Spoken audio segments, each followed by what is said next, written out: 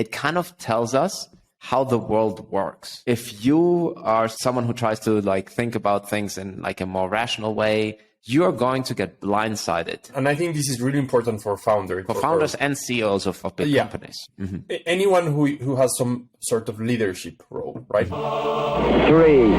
2, 1, 0. All engine running. All right, let's get started. Rui, what do you want to talk about today? Let's go, Georg. Okay, we have some really interesting topics. I think we can start with Elon Musk. You want to start with Elon Musk? Yes, okay. Yes. Let's start with Elon Musk. So on our list right now we have. I'm losing that bet, so I want to take it out of the way right now. Okay, let's do Elon Musk, and then afterwards let's do frameworks. Yeah, does that sound good to you? All right, sounds great. All right, I suggested that we should give Elon Musk like a scorecard on how he has performed over the last few months. Tell me what do you think about his current performance so far? So some disclaimers. I'm not a Tesla investor. I don't hold any Tesla stocks. Just because for the last 3 or 4 years, I had a belief that the stock is it was hugely overpriced. It was like this Elon Musk phenomena bubble. But apart from that, I do admire Elon Musk a lot. And I think that he's probably one of the greatest minds alive, to be honest. And I think he has a pretty amazing record. So I think you can definitely agree, like that he has like exceptional entrepreneurial talent. I don't think anyone. I don't know if he's an exceptional human being. I do think that he's an exceptional entrepreneur, right? And he has.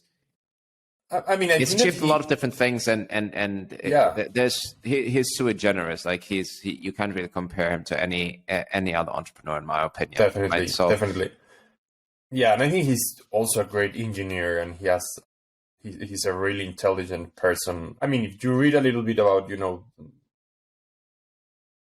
his biographies and the way he has turned around companies like Tesla, PayPal.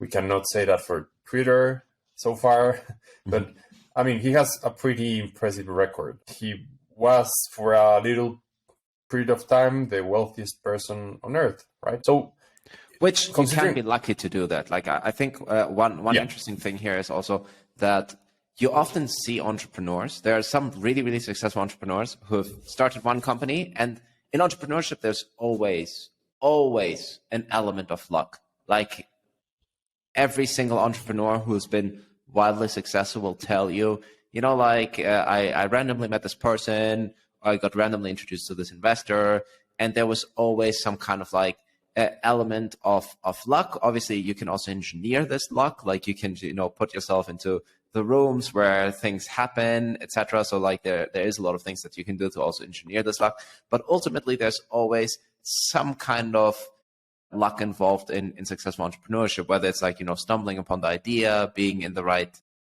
place, right time. There are all these things that are often beyond our concrete control. And I think that is particularly visible when you have one entrepreneur who sold a company for $1 billion and then starts another one and then fails.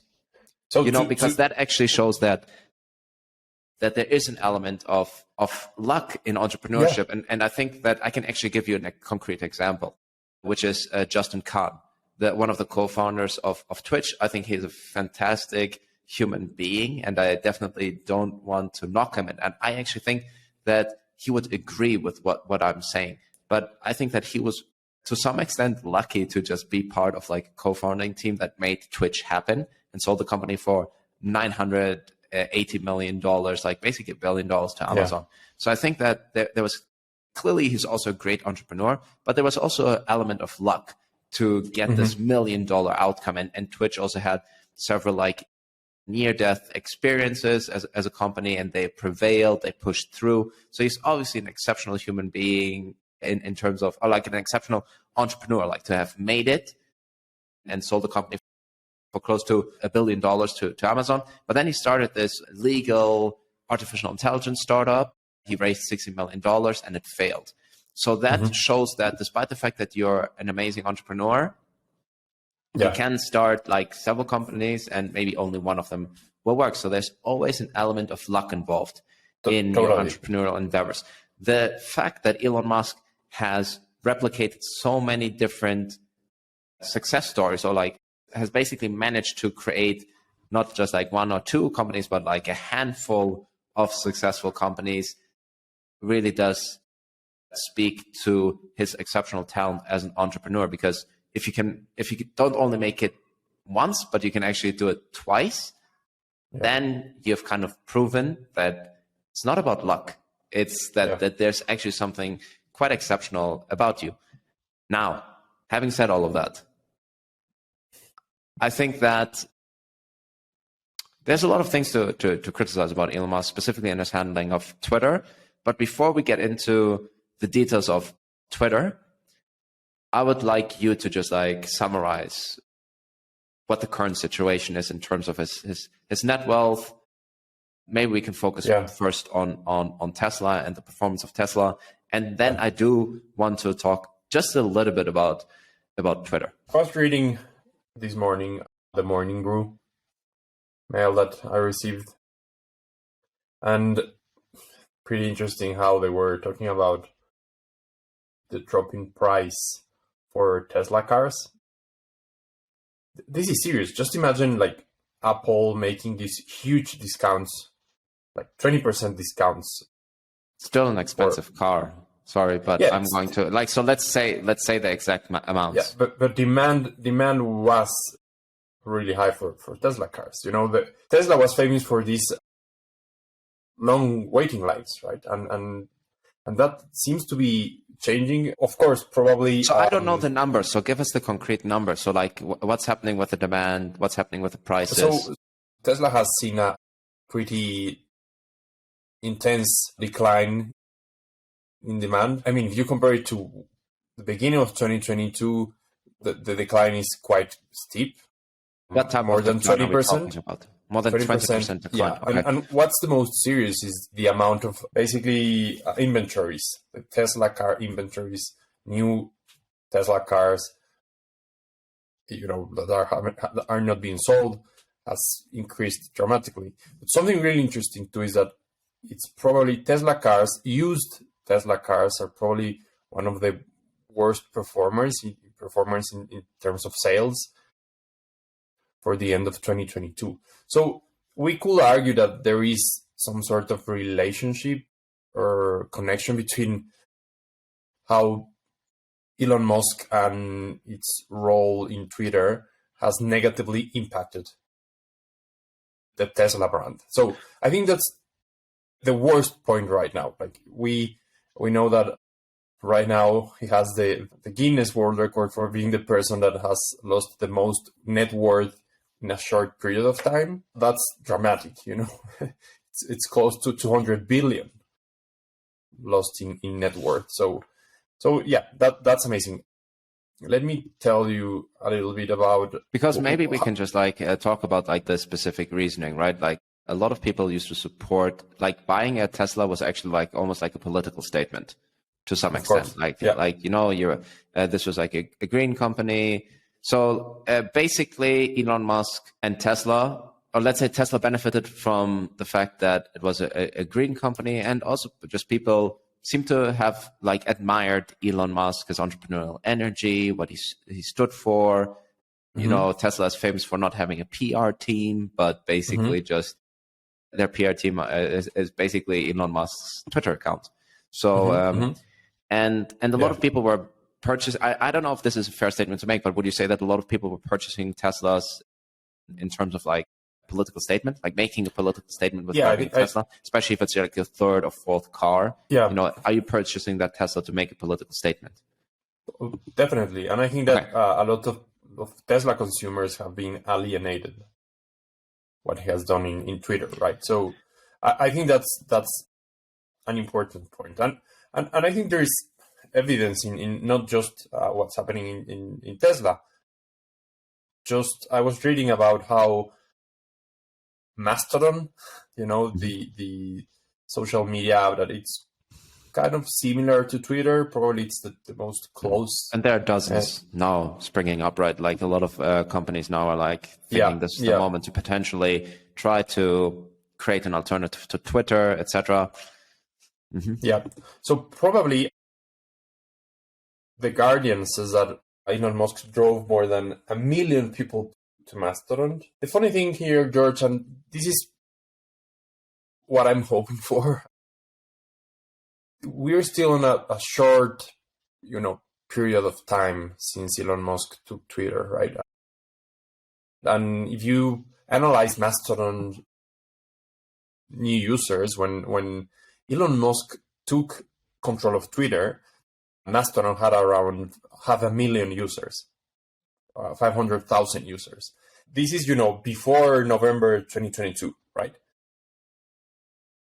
As soon as Elon Musk took control of Twitter, the number of users in Mastodon grew up to 2.5, more than 2.5 million users in just a month. So it was really clear the correlation was just total, right? But what's really interesting is that some Mastodon users are leaving that platform and they are going back to Twitter, right? Of course.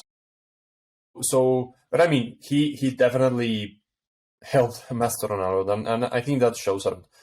It's even interesting, E.B. Williams and Biz Stone, they are Twitter co-founders. They even opened a Mastodon account. So, and that's a really strong statement, right? And one of the comments that I found really interesting is that they were kind of saying like some people that we used to follow on Twitter and whom were like active Twitter users are not tweeting anymore, right? So yeah, I think that Twitter has great challenges right now. And if you ask me how will I score Elon Musk right now, I think that he is having a really negative score. So I don't know if we measure it or we grade it, considering what's happening with Tesla, what's happening with Elon Musk's personal fortune, and the image that Twitter has right now with most users, I think that he will be definitely failing. But again, this is the short term. I don't know. He is well known for taking things around in the medium to long term. So I don't know what you think, but I think you agree with me that he's not doing it pretty well right now. I mean, it's so difficult because Elon Musk is kind of like a conglomerate of like different companies. Like it's like, you can think of Elon Musk as like a huge company that's a conglomerate to some extent, but it's unfortunately a conglomerate that seems to be like pretty interconnected to some extent. And if people start sort of boycotting Tesla, that is like a pretty important and complicated challenge. I don't know if he'll be able to turn it around. I think the fact or the way that he behaved kind of, I think, has caused to some extent irreversible damage. Yeah, let me just read you something. The phrase, I feel duped. Like the Tesla price drop is angering so many owners that, they just recently bought cars that are now 20% cheaper. So, of course, this 20% price decrease is damaging the resale prices hugely. Also, you need to consider that we are heading into a recession in the US, probably a recession, but we know that the increase in interest rates is damaging already, the resale of cars, of used cars. So something which is interesting, people that maybe were not concerned about Twitter and they were happy about buying a Tesla, 1 to 3 months ago, are now really angry about what's happening, right? So yeah, I think that this could turn in some sort of like vicious circle, Vicious cycle. vicious cycle. Yeah. So yeah, I think that this could potentially be really, really serious for Elon Musk in the medium long term if he doesn't find a way to stop the bleeding. I think once you lose trust as a brand, it's very, very difficult to regain it. Like I think it takes years, maybe decades, to build loyalty, and it just takes one moment or one instant or one decision to basically destroy all of it in an irreversible way. So I think Elon Musk really potentially overextended himself with this move, and I think that everyone agrees with that. I think he even agrees with that. I think that he understands that it was like a terrible decision. So I don't think it's like something controversial to say that he overextended himself and that it was just poor decision making. It really didn't make much sense, and we will see in 5 to 10 years when we look back and see what's the value of Twitter, etc. Just talking quickly about Tesla before we actually go to Twitter and talk about like maybe a little bit more about the tactical details and maybe about the product details, etc. And what like a roadmap forward could be.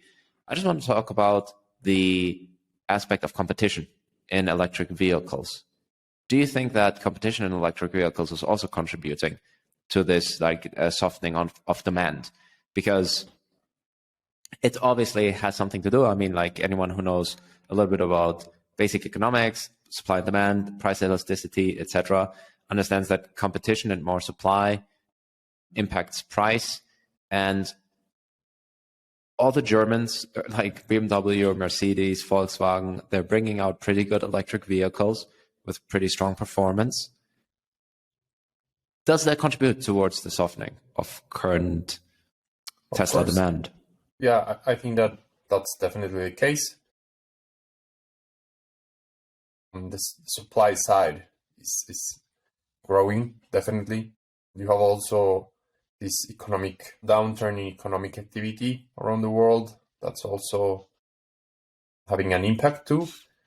And I think that Tesla had this sense. That's why I was comparing it to Apple, right? Like Apple has a very smart pricing strategy, and even in recession times, you never see Apple like making their products cheaper. It's always the other way around. And if they make them cheaper, then they kind of like justify it. Oh, this is like a model with like less specs, smaller screen, etc. It's a really smart pricing strategy, and they never, I don't know if the proper words, like devalue their product. Brand. Yeah, their brand. Their brand, yeah. And it's a luxury I think that's brand.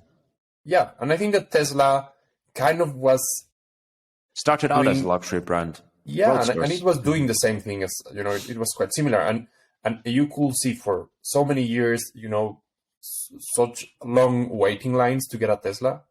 And that started to change a few months ago. It's crazy. And I think it's difficult not to see the correlation with what's happening, because it's really difficult to isolate Elon Musk and his personal life and what's he doing as an entrepreneur, not a business person, founder, whatever, with Tesla. And that's the premium with the Tesla stock. It's Elon Musk. People were buying Tesla stocks. The Tesla stock because it was the only way to somehow own something with Elon Musk. So yeah. I think that personal association was what helped Tesla to ridiculously grow so fast in terms of the stock price, the capitalization value. But that was like it's like two sides of a sword. Like, yeah, I don't know, two sides of a sword. Like, again, I don't know if you say that. Yeah, as soon as you a double-edged sword. Double-edged sword. Yeah, as soon as you get Elon Musk doing something that it's not popular for the let's just say it like this. Let's just say it like this. And I think that this actually ties in really well into the next topic that we wanted to discuss, which is like different categories of decision making.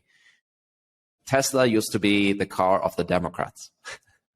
Like, I think that there was like a pretty big, and this would actually be interesting to maybe get some data on this, but I think just intuitively you could say that probably there was a very, very large overlap between Democrats and Tesla owners. Yeah. And now that Elon Musk is at least perceived as someone who's not clearly democratic, he has lost that Democrat bonus, right? And it's and basically people here are making like tribal decision making. So it's like, oh, so like you don't really believe in like democratic values anymore, even if that's not true, right? Like I think that this is like a way more nuanced discussion, and we're not going to get into that discussion right now.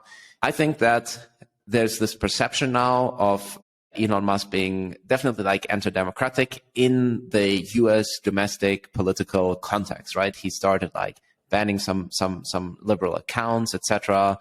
A lot of the changes that he was making at Twitter seemed to, you know, be disrespectful and like maybe politically motivated. The whole thing about the Tesla files, allowing Donald Trump back, all these things that he decided on Twitter.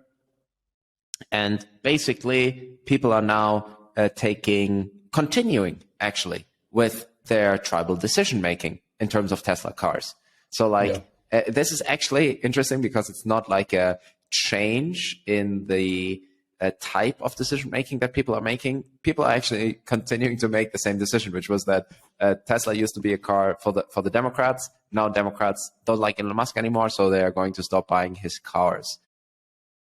And I think that this is like a hugely interesting topic to me, because it's like irrational decision making rather than like thinking about just like evaluating, oh, this is a good car. I still believe in, you know, saving the environment, this fantastic price point, fantastic range with the battery, etc. This is the best car to buy. Instead, people are like now making tribal decision making. And this actually got me thinking a little bit about different categories of decision making. So I kind of like researched this topic, and I found that there are 3 different categories of decision making styles.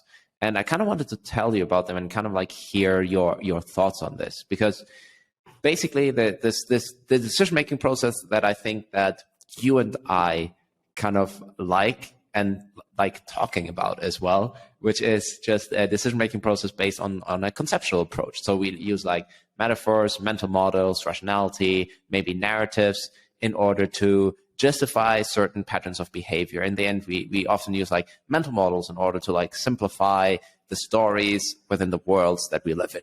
Kind of, you know, like if we both live in like this entrepreneurial world, we need to, for example, think about the mental model of long-term patience, short-term impatience in order to like justify our daily behavior, you know, and like maybe even like some of the irrational behavior that we sort of manifest in our daily work. So I think that this type of thinking, like decision making, etc., is what a third of the world operates on. Like kind of like, I don't know if I want to call it like rational decision making, but it's kind of what we do. And then there's like other type of categories, which is one thing. And I think that these other 2 categories kind of blend, and we can see it clearly here in the Tesla case, is this ethical reasoning. So it's a kind of that people start with an intuitive sense of what's right and wrong and good and evil. And good and evil, not in the sense of like, oh, this is like true and false. It's just like they think about like, oh, this is good and evil, basically. Like, so people start off their decision-making process with that, and it's not necessarily unsophisticated. Like, for example, theologists or do religious studies, they often start, you know, in this binary of like good and evil. And then there's a third category, which is basically framing your entire decision-making process on collective consciousness and like affiliation to a particular group that you belong to. And I think that's what basically is happening with Tesla. Yeah, I agree. So it's not basically like thinking about like the issue, but like it's not like doing a clear analysis based on first principles about like specific issues, but it's like just reverting to what the group believes. Like it's thinking like, who do I belong to? So if I belong to the Democrats and the Democrats don't like Elon Musk, I'm going to now stop buying his cars. So that's kind of like a different, like kind of like tribal decision making. I think that this is interesting because it kind of tells us how the world works. And I think that if you are someone who tries to like think about things in like a more rational way, in a more sort of maybe a way based on first principles, etc. And I think that Elon Musk is that type of thinker. You know, if you're that type of thinker, you're going to get blindsided by the way that other people operate. And it doesn't necessarily have to do with intelligence. So I think that's a really, really important point. Like, it doesn't necessarily have to do with intelligence. And I just thought that this is an interesting thing because you think, oh, you know, like, you just need to be rational, and like rational thinkers are going to win in the world. But that is actually not the case. Yeah, and it's definitely like there are exceptions for that. I think it's wrong to say that, like, you know, framework thinking is superior to creative thinking, or, you know, that tribal thinkers ultimately fail in the long term because they tend to have a more emotional approach or a more identity approach. I think that the important thing about these three thinking models that you described is how to use them. And I think this is really important for founders, because I think you could use the three of them. For founders and CEOs of big companies. Anyone who has some sort of leadership role, right? So ultimately, you want your employees, your organization to develop a very strong tribal thinking system, right? You want to have your executive, you know, level, and your managers, and even the most, you know, basic levels in the organization structure to feel like they belong to this tribe and pushing to do the best they can for their tribe. So I think it's really effective in that sense. Of course, you could also move the tribal thinking method to really positive or negative consequences, right? Yeah, it definitely lends itself to more extremism. Yeah. The point here is definitely. Like the point here is that Elon Musk is not a tribal thinker. He's not a tribal thinker. No. He's not a thinker of like good and evil. He's like a rational thinker. He's well but the majority of the world does not operate like that, and it doesn't even matter if you like. And the problem here is that, and I think that I'm kind of similar to that. Like, I'm not someone who likes to think in terms of like a tribe. Like, for example, I think that you can basically be in support of like different political parties on different issues, but that is in like, and that stands in conflict with tribal thinkers, right? Like, and if a tribal thinking, like, it can expand into like all different terms of all kinds of arenas, but we can just think about this in terms of like the political arena. Like, tribal thinkers, for example, affiliate with like a particular political party, are going to agree with that political party on 50 different issues. They're going to say like, you know, I'm not going to think about like, what is actually like the rational thing here? They're going to think about, what does the tribe believe? Yeah. Like, I'm basically not going to do, and I'm not going to do the work to actually think about these issues in a deep way. I'm just going to revert back to the tribe. And the unfortunate thing for Elon Musk is that the majority, like that, I would say probably like 2/3 of the world actually operate like that. I think that like maybe 1/3, you know, follows this like first kind of like, let's just call it rational thinking. I'm not sure exactly what you want to call it, because the other stuff is also rational, right? But like kind of like logical thinking, maybe. It's like difficult exactly to describe what it is, but it's not tribal and it's not good versus evil. The problem is that the majority of the world a lot of consumers, a lot of people that buy Teslas belong to this like tribal thinking where they basically are just going to side with whatever Democrats say, right? Yeah. So, and I think you're in for a world of pain if you don't accept that. And I think that was essentially like a lack of awareness on the side of Elon Musk, but I totally understand it. And I'm also not knocking him on this. Like, it's obviously like a good thing. Like, I don't know if I want to comment on this, but it's obviously like a good thing to show that Twitter was actively distorting public opinion by misholding certain information, reducing the reach of certain political accounts. They were obviously distorting the public discourse on political issues, on public health issues, on a lot of different things. So obviously, it's like kind of like maybe a good thing to show that this was actually happening. The problem is that this was perceived as a political attack. And everyone who is now like part of that tribal thinking group of Democrats is going to vote with their money against Elon Musk. And I think that if you as a leader at least kind of like understand that that's how a lot of people operate, I think that you'll be able to navigate the world in a slightly better way. It's kind of like maybe you need to be like a little bit cynical to accept it. It's definitely... I don't even know if I want to say if it's good or bad. It just is what it is. And it's definitely like one thing that you said, it's also that like, it's not that one thing is more rational than the other, because I think that if you think about this like game of like capitalism, gaining resources, etc., it's basically about just how do you access resources, and like following the tribe can actually like kind of also give you access to tribal resources. So there's this tension, I think, because in Western countries, we obviously kind of promote like individual liberties, individualistic thinking, etc.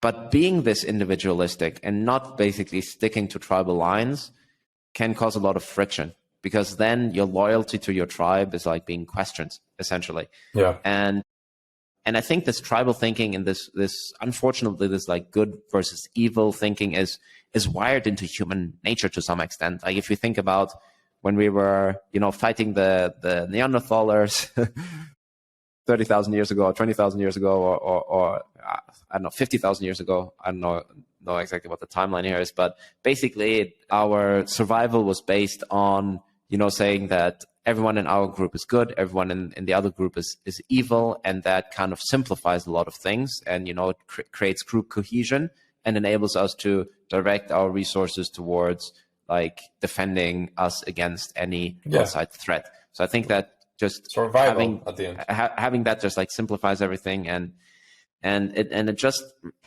means that this like tribal thinking is like deeply ingrained into human nature and into our evolutionary process.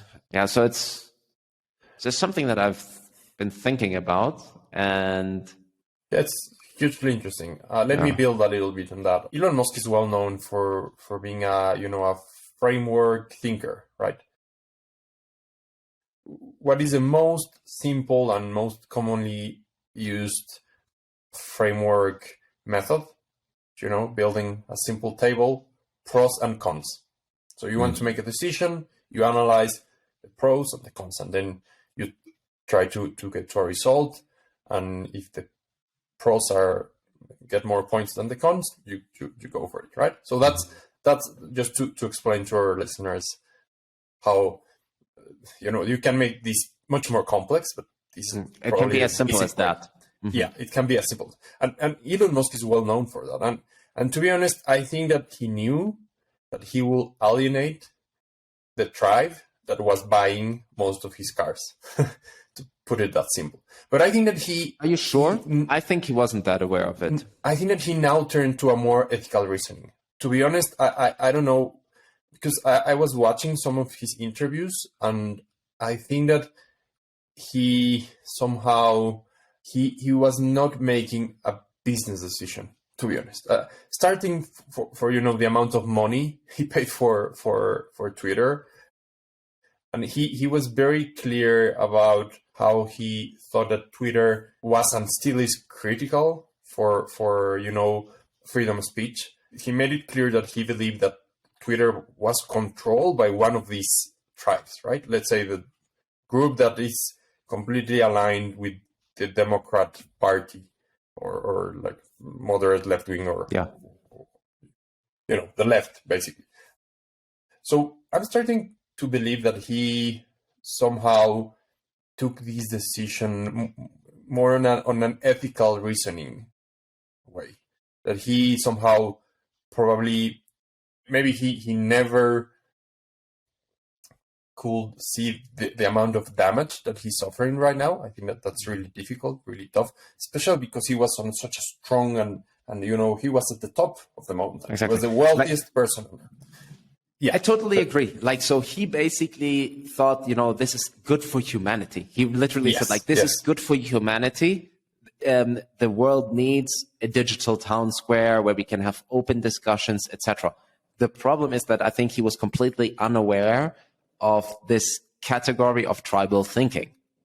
Mm-hmm. People don't want a digital town square where there's open discussion. Unfortunately, I believe that there should be an open town square, and I think that there should be a healthy discussion. You believe the same. So you and I kind of like fall into that category where we say, it's actually good to be exposed to maybe different political opinions, and that everything should be explored with like the Socratic method of like asking questions and like coming to a solution. So like you and I both fall into that category. And I guess Elon Musk as well. Like he also thinks that, it would be good to have an open town square and to have discussions and hear both sides of like a political argument and come to some kind of consensus via discussion.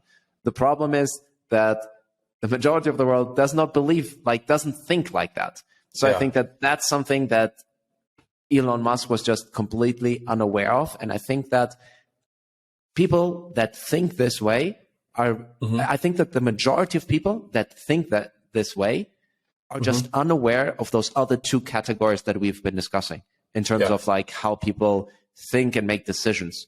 So I think that having more awareness of these other two categories, good versus evil and tribal thinking, and to accept that they're very, very dominant in decision-making frameworks for a lot of other people. I think that if you have that awareness, you're going to be able to navigate complex decision-making processes in a slightly better way. Yeah, so definitely. That's kind of like my final point. Yeah, I think I'll close this topic with bringing some light into the ethical dilemma. I just found this topic so interesting and so passionate because I think when you have these good versus evil dilemmas, it's really easy. I mean, you should choose the good, right? You should choose good. But I think that most dilemmas right now, or in so many cases, it's bad versus bad or good versus good. So it's like, okay, I have two bad choices, which is the one that will make the less damage, or which one will bring the greater good. So we don't know if I don't think Elon Musk could foresee the amount of damage that his Twitter purchase will make. Certainly. I didn't see it either. I didn't expect, I'm also just like thinking about this post the fact, right? I also didn't think, and I was really thinking about hey, why is this happening? Why are people making this type of decision? And I started researching a little bit, and I found there's actually these different categories of decision making. People are not rational. And I think that's and I think I love to have another episode about how to because I think most human beings, George, are more influenced by tribal thinking rather than framework thinking or even ethical reasoning. So I think that if you are in a position of leadership and you could build a strong ethical code, a good framework thinking system, but then you learn how to utilize or weaponize, I don't like that word, but you understand how to use the tribal thinking.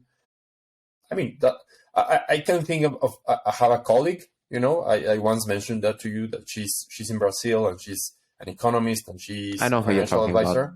Mm-hmm. Yeah, she Renata Barreto, that's her name. Totally know who you're talking about, yeah. Yeah, she has more than 1 million followers. Most of them are in Brazil. She all her content is in Portuguese, but she built a tribe. This is a perfect example of how she is using the tribal thinking to get people, that are like more right wing and like, pro free markets, and those are ultimately her clients. I think it's a brilliant strategy. But again, I think that what you mentioned about having those ethical frameworks, that a proper ethical reasoning, and it's tough. I'd love to have another episode about, ethical dilemmas, how to choose between good versus good or evil versus evil, right? I think that's a very interesting topic. So yeah. And I think, George, that this, this thing about tribal thinking we could connect this to our last topic. Okay. Tribal thinking, it's really, really something that it's driving the growth of new media. Like how could you explain such dramatic growth with social media if it's not thanks to tribal thinking, right? I actually think it's the other way around. So I can. So we want to talk a little bit about like legacy media and the problems that legacy media is facing, and so I think that we can definitely connect this really, really well to this topic, and I will tell you sort of my hypotheses behind how all of this is connecting. Okay, so hear me out. I think that the media used to basically be a source of information. Like, I don't know, 50 years ago, 20 years ago, you would basically, 100 years ago, 150 years ago, you basically, open the newspaper in order to find out what was going on in the world. So just grabbing your newspaper was like the most important thing that you had to do in order to just be informed and know what's going on in the world. And bit by bit, that turned into...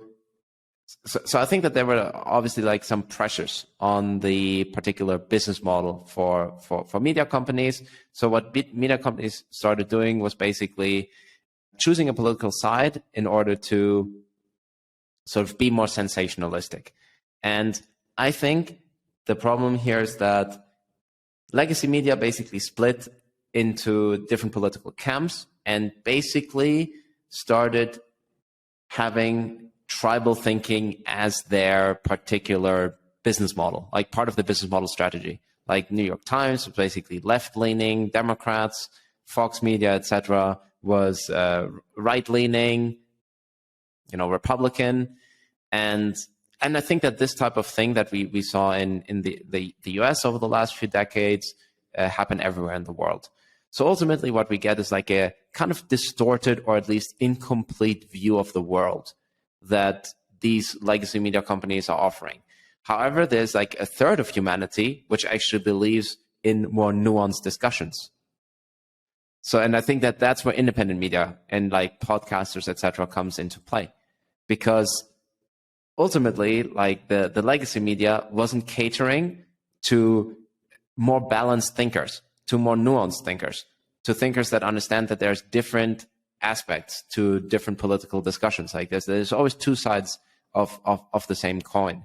And I think that actually explains why legacy media is slowly but surely fading. It's because other content creators, podcasters, etc., choose like a completely different format, have a completely different business model, and allow for more nuanced debates. And I think that, a third of the population doesn't want to have the content that the New York Times provides, where they're just talking about all the benefits of, solving for liberals and for Democrats, like just basically proposing the democratic solution. Nor do they want to hear, Fox Media talking about how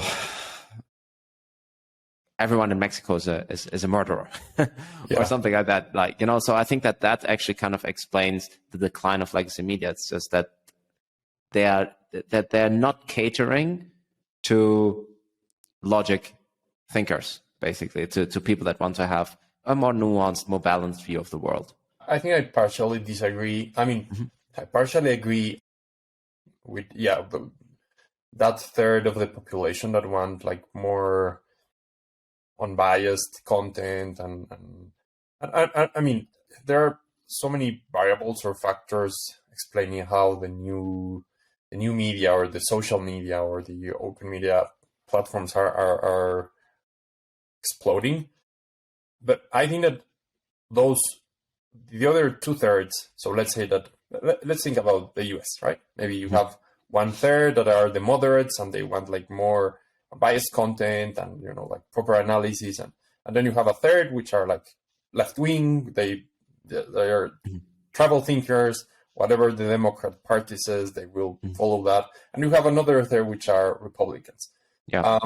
But I think that social media has also exploded or had experienced so much growth thanks to allowing also like very hardcore travel movements within these, two poles or two extremes to build, platforms such as, the Daily Wire, Ben Shapiro, these more radical thinkers or voices within those groups to be able to have, even more radical stances. Maybe legacy media had, I don't know if it's related to regulation or maybe the fact that they were like, public corporations or whatever. But I think that it's really clear. You have the New York Times being left wing, and you have the Washington Post and different legacy media outlets being clear on one side. But I think you will never see their content as radical at what you see within like, social media or new platforms. Yeah. So I think it's a mix, to be honest. I don't think it's just like the moderates. I think that you have these very, I'm trying to remember this guy that just had a huge, like, multi-million fine because he said that one of those, shootings wasn't true, and the families had a long legal fight against him. He's very famous in the US. I think he was associated with Trump. I'll try to remember his name. I'm not familiar with the story you're citing. One of the most radical, like, social news outlets in the US, like extremely right wing, right? So yeah, I think you have evidence for both cases. Yeah. So I think your point is definitely fair. I think that you're probably going to have, unfortunately, like the same type of like polarization and tribal independent media. I now know who you're thinking about. This kind of guy, I think I know who you're referring to. Alex Jones. Yeah. So yes, Alex Jones. Exactly, Alex Jones. Yeah.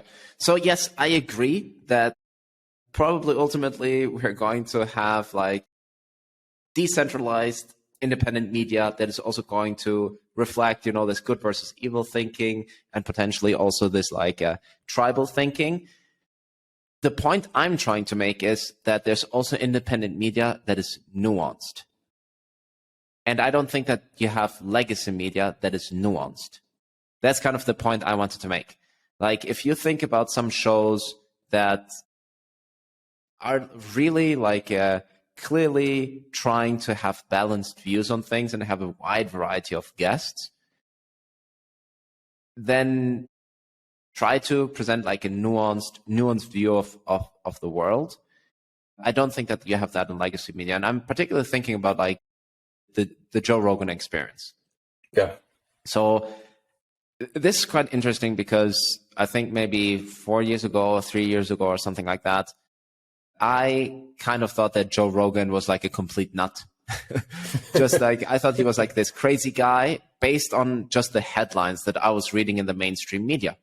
Mm-hmm. And then I just like, because he was criticized for having people like Alex Jones and stuff like that on his podcast, right? And I sat down, and at one point I just like watched an episode because I wanted to see what it was all about. And the truth was that, Joe Rogan is actually a lot more balanced and tries to be a lot more nuanced. And yes, he makes some mistakes, but actually he's trying to be nuanced, and that's why his podcast episodes are 2 to 3 hours long, because he tries to have like a nuanced discussion with people, and he also like pushes back. And so, and that was actually not the impression. The thing is, you can't say that about like the New York Times, or you can't say that about Fox News. Like nowhere else on the internet do you find nuanced discussion the way you find it with Joe Rogan and with some other podcasters as well. So I think that I think that you find this like nuanced debate primarily in independent podcasts, and I think and I don't think that legacy media will ever be able to do this, because their whole business model relies on tribal loyalty, on tribal loyalty, and that is like basically like a catch-22. They can't get out of it. Yeah. So I think that we will see a continued decline, because why? Because to people like you and me, we need independent voices, because they cater to us. They cater to what we want to hear. So another podcast that you and I listen to is for example, the All In podcast. All In podcast, I think, is so unique because there are 3 hosts that are probably more like liberal democratic, and there's one Republican. And they're friends, and they talk about like different debates, and they show different sides to different aspects of political discussions. And I think that for those nuanced thinkers, they cater to that. Right? They cater to basically a third of the population that wants to have nuanced debates. And legacy media simply can't do that. Why? Because the whole business model relies on loyalty from the tribe. And I think that's why we will continue to see the rise of independent podcasters and independent voices, simply because the world needs non-tribal thinkers to express and discuss different options, because the truth of the matter is that every single issue is slightly more nuanced, and traditional media and legacy media is simply never going to be able to capture those points the way that sort of unbiased non-tribal thinkers can do that. And I think that's the real challenge for legacy media, and I think that's actually the untapped market. Like I think that and thinking about this, I think that the market is so much bigger than most people think. Like I still think that the market for nuanced discussions is huge, like, and it's not saturated yet. So I think that if you think, oh, it's late to start a podcast, on nuanced debates, I think that the market is definitely not saturated. And if you consider the fact that legacy media is going to continue to decline, there's still a huge future for that. Yeah, I totally agree with those points, George. And I think that something really interesting about, independent podcasters, independent media, new media, social media platforms is that first, it's truly lowering the entry level for so many people that want to speak about something, right? And it's also allowing, so this leveraging on that technology that allows you to, with very low cost, express whatever you want, independently of being, not identified with a tribe or being, clearly, feeling that you belong to a specific tribe.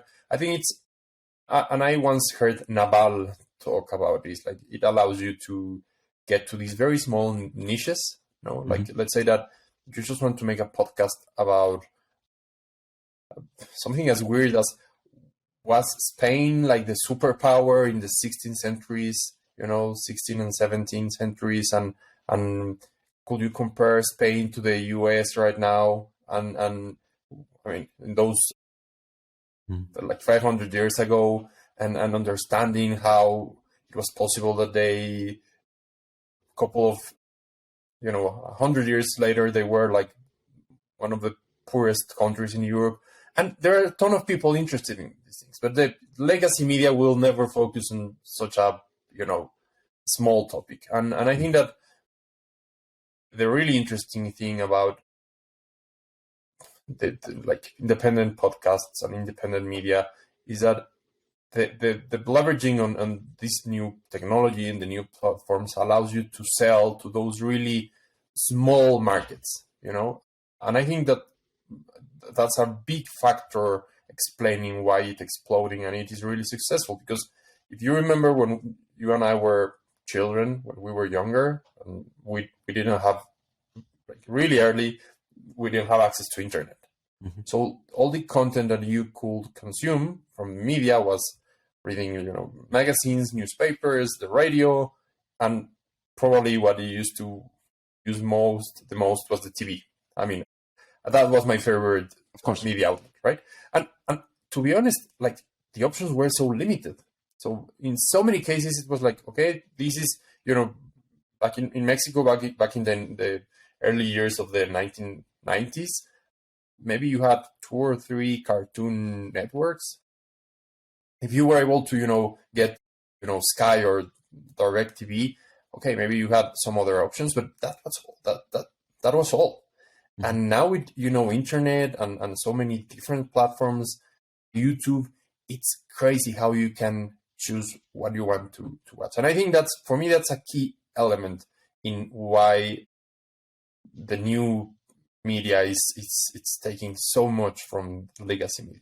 And I am really excited about what's going to come in the coming years, because I think this will continue to explode, just as you said, with, like, launching a new podcast. Yeah. I think one interesting trend that you kind of like now mentioned indirectly is this idea of information diet, which I think, I don't know, do you want to wrap it, or do you still want to go for another 10 minutes? Let's go for another 10 minutes. Let's do another 10 minutes. So I think all of this actually ties quite neatly into information diet, which is this other thing that I've kind of been thinking about a little bit. And actually, I feel like every time you hear, like, people talk about, information diet, or no, I mean, every time you hear people talk about, like, some terms that are not mainstream yet, but you hear it in, like, different realms, or like on different podcasts, or you read it here and there, but it's not, like, mainstream yet. But it's definitely a trend. Like, so, and it's also something that I think a lot about. I actually think that there's going to be, like, meaningful companies built in the field of information diet. Like, I think it's going to be like a whole, I personally think it's going to be a whole business category, like from consulting, like from personal consulting to, like, information diet therapy, to, like, products specifically designed to manage and curate your information diet and optimize it. I definitely think it's that there are going to be some interesting companies built in that area. And because I feel like there's no, like, mainstream product yet that is, like, managing my information diet, but it's something that people are thinking about and talking about. So I think that when people are thinking and talking about something, it means that there's, like, normally interesting business opportunities. And and I was thinking about this idea of, like, information diet and how I would potentially productize it. And I think there's one thinker in tech called Balaji. I don't know if you've heard of him. No, it's the first time. So he's big in crypto, etc. I'm not really interested in that, but he definitely he's an exceptional thinker. He's partner at A16Z, and he was mentioning that the newspaper is basically being replaced by this personal dashboard. That was, like, this idea that he presented, that there's, like, that the personal dashboard is basically going to replace the newspaper, or is replacing the newspaper. But when I was researching this, that there's not really, like, a really mainstream tool yet that is basically creating this personal information diet dashboard for you. But I think it would be, like, a really interesting product to create this. And when I'm thinking about this, like, I was thinking that it would be really, really great to have that type of product, because sometimes I think quite actively about my information diet, and I'm really divided about this, because I feel like being on Twitter was really, really important for me. Like, being on Twitter was basically where I met my first investor. I saw a tweet that my first investor did, and I referenced that tweet in a cold email. And that's how I got on a call with my first investor. And all of that would not have happened without being on Twitter, and like without maybe looking at Twitter 3 or 4 times per day. It would not have happened if I wouldn't have had that type of like behavior pattern. At the same time, I feel like spending time on Twitter is not something that is it's really not something that is particularly useful to me. Or like sometimes it's like a great experience, sometimes it's not such a great experience. So when I see like, oh, there's like some kind of tech drama happening, like, I don't know, Platzi picking a fight with some other person again, or something like that. It's not really what I want to read. It's just like a waste of time. Or when I see that like a competitor is posting, oh, we did like $10 million in revenue, and I feel like, oh damn, my company only did $1 million, and like I'm behind. The saga for me. Exactly. So it's kind of like, it can sometimes have like a really bad impact on my mood, etc. And so I'm thinking a lot about this, and I try not to ever use my phone when I'm at home in the evening. I lock it away right away when I come home. And you've actually noticed this. Like, I sometimes take hours to respond to WhatsApp. You can check, like, last night you sent me like a message at 6, and I only answered it at like 10 in the evening, because like that's when I actually go to bed and set my alarm, and I quickly see a few more messages. So like it sometimes takes me like really long to respond, simply because I try not to be on my phone in the evenings. But that's kind of like this tension that I have. Like, it's kind of important to be on that, because being on Twitter gives me like access to this mind hive of what people are thinking about in Silicon Valley, and gives me this access to just what's going on in the world. And it exposes me to ideas that are interesting and that have been life-changing to me. So that's the tension that I have. At the same time, I think it would be great to maybe only filter, to have a dashboard that kind of optimizes my information diet, where I only see, tweets maybe from a particular Twitter account, and where I only see like podcasts from podcasts that I like listening to. And I think that's kind of maybe like an interesting product that I think could go pretty mainstream. I think that there's already a market for that, like a product that helps you to like organize your information diet and optimize it. I think that there's already a market for that. And I think that that's like an interesting area to explore. Yeah, I think it's going to be a tremendous industry, because, as you know, it's related to this attention economy concept, right? And as we know, our time is such a valuable resource, and attention is right now such a scarce resource. So I think that, and the funny thing is that I think that we are, as consumers, as technology users, as social media users, at the end, we are getting more conscious and anxious about what's happening with the information we are getting.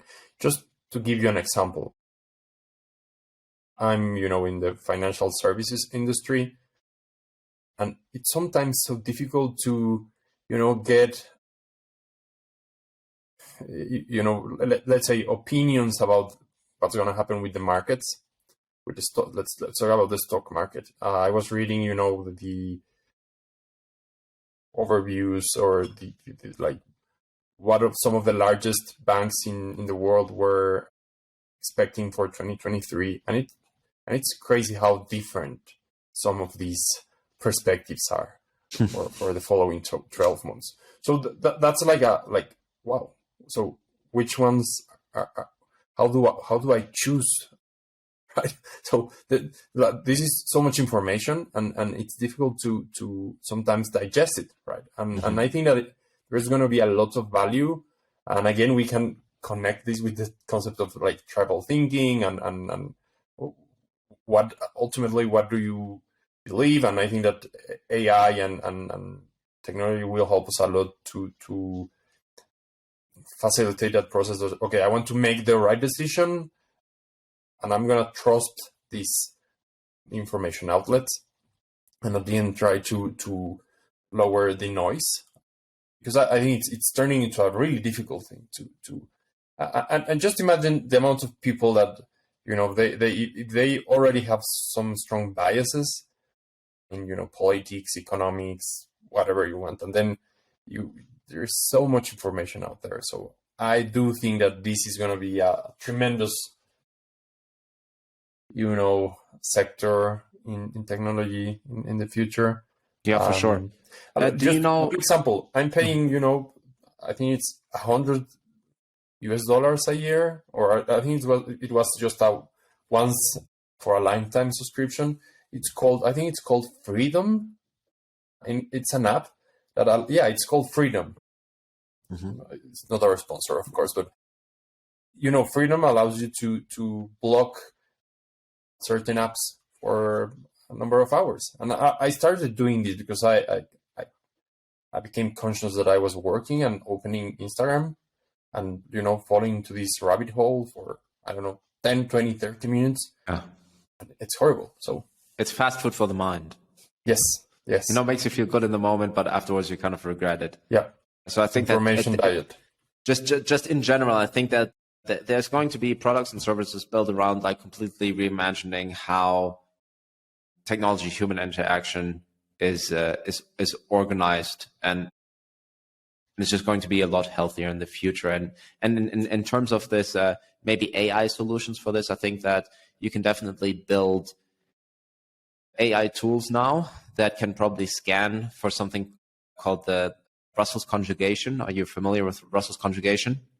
It's basically, it's like emotional conjugation. It's kind of basically says that the way content is written can sometimes mimic a sort of, let's say, grammatical conjugation of like irregular verbs. So depending on how something is written, you can have it written in like in loaded language and kind of like have a spin on it. And because of the loaded language, you're obscuring like a particular meaning. And so I think that you can definitely have AI tools in the future that can basically scan for emotional conjugation within articles and kind of say like, hey, this article is like loaded with, contains like a lot of loaded language and it's probably like, you know, not particularly true. So maybe you should not read it. You know, I think that there's probably like tools, like it could just be a Chrome plugin, stuff like that. I think that that's maybe sort of one solution as well. Yeah, it's wild. Right. Yeah, I think we should wrap it up. Yep. All right. Have a good one, everyone. Bye bye. A good one. Thank you, guys. See you, George. Bye. Bye.